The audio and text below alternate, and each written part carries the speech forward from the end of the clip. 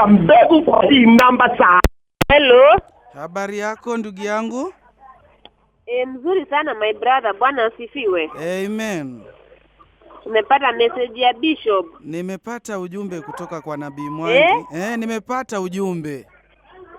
Na umetuma hiyo sadaka? Ndio sasa nataka kutuma sadaka, ndio maana nimepiga nipewe maelezo kamili ili niweze kutekeleza wajibu wangu. Ni yake basi tuma na umpigie. Sasa siwezi ongea na yeye ama naweza ongea tu na wewe maswali yangu pengine? Ongea na yeye. Ampatie simu basi. Halo nabii. Bwana asifiwe.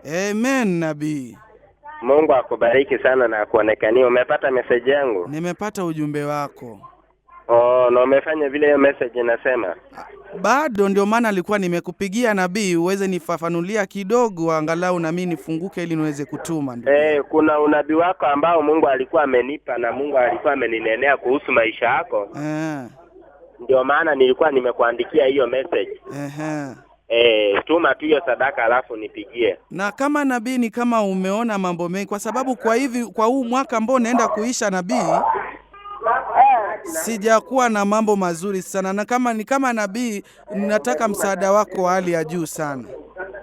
Kwa hii namba. Na ndiye amekuambia basi utume na umpigie. Nitume alafu nimpigie.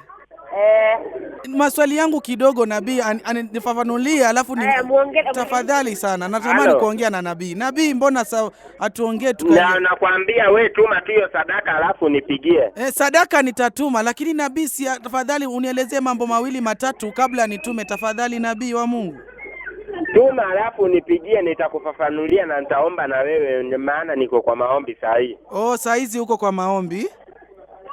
Kwa hivyo nitume sadaka ya pesa ngapi nabii? Soma hiyo message, nilikuwa nimekuambia ngapi kwa message? Kwa message ulikuwa umesema shilingi 100. Tuma hiyo basi. Na kutoa ama hiyo peke yake nabii? Tuma tu vyenye utataka, tuma tu. Sawa, asante sana nabii, ubarikiwe. Nabii.